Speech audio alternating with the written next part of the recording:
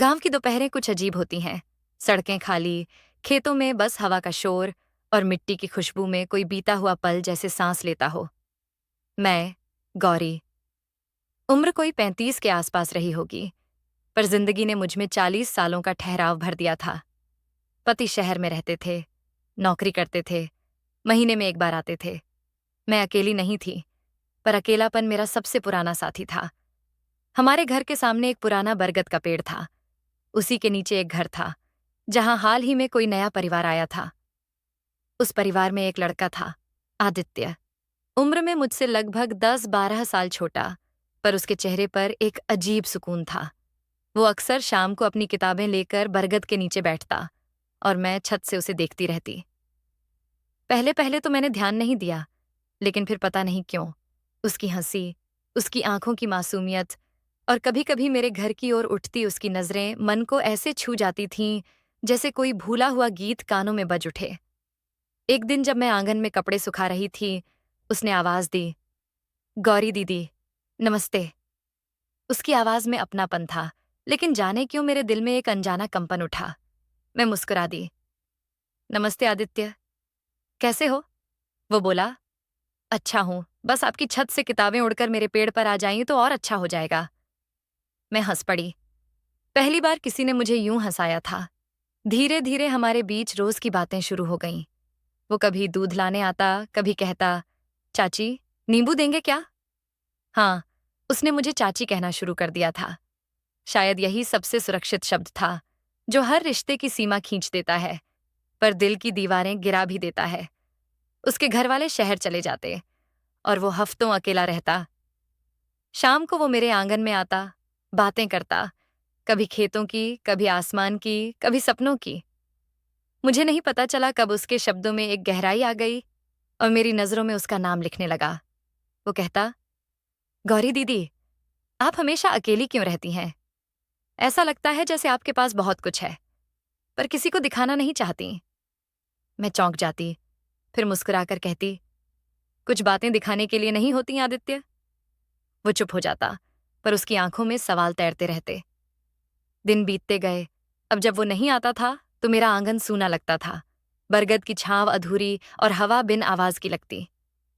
एक शाम बारिश आई, बिजली चली गई और मैं दिया जलाने लगी। दरवाजे पर दस्तक हुई। वो था, भीगता हुआ, मुस्कुराता हुआ। कहा, अंधेरा हो गया, सोचा साथ बैठ लूं। उसकी आवाज में सर्दी और सुकून दोनों थे। मैंने चाय बना दी। चूल्हे के पास बैठकर जब वो गर्म चाय के कप में फूंक मारता, उसकी सांसों की गर्मी जैसे मेरे गालों को छू जाती। और उस पल मेरा दिल पहली बार डर गया, क्योंकि जो एहसास था वो सिर्फ अपनापन नहीं था, वो कुछ और था। कुछ ऐसा जो कहना मना था, पर महसूस होना जरूरी था। अगले कुछ दिन मैं उससे बचने लगी। छत पर नहीं गई, बरामदे में नहीं बैठी, पर जब वो दीवार के उस पार से पुकारता, गौरी दीदी, आप ठीक तो है ना? तो मेरी आंखें अपने आप भर आती। एक दिन उसने कहा, अगर मैं आपको कुछ कहूं तो क्या आप बुरा मानेंगी? मैंने कहा, कहो आदित्य। वो बोला, मुझे लगता है मैं आपको समझता हूं। आपके दिल में जो है वो शायद किसी को पता नहीं, लेकिन मुझे महसूस होता है। उसकी बात सुनकर मेरा दिल जैसे रुक गया। मैंने कहा, आदित्य, कुछ एहसास रिश्तों से बड़े नहीं होते, और जो बात मन में हो उसे मन में ही रहने दो। वो चुप रहा, पर उसकी आंखों में पहली बार आंसू चमके। उसके बाद हमारी मुलाकातें कम हो गईं। मैंने खुद को खेतों, काम और पूजा में बांध लिया। पर एक दिन खबर आई, आदित्य का एक्सीडेंट हो गया था। वो शहर जा रहा था किसी कॉलेज इंटरव्यू के लिए। जब मैं अस्पताल पहुंची तो वो होश में था। मुझे देखकर मुस्कुरा दिया। बोला, गौरी दीदी, आप आई? मेरे आंसू अपने आप बह निकले। वो बोला, डरिए मत, कुछ नहीं हुआ, बस थोड़ा दर्द है। मैंने उसका हाथ पकड़ लिया। वो बोला, अगर मैं ठीक हो गया तो आपके घर पहली बारिश में आकर चाय जरूर पीऊंगा। लेकिन वो बारिश फिर आई और चाय का दिया बुझ गया। आदित्य लौट कर नहीं आया। एक हफ्ते बाद खबर मिली, उसने दम तोड़ दिया। उस दिन बरगद के नीचे मैं देर तक बैठी रही। हवा में उसकी हंसी तैर रही थी।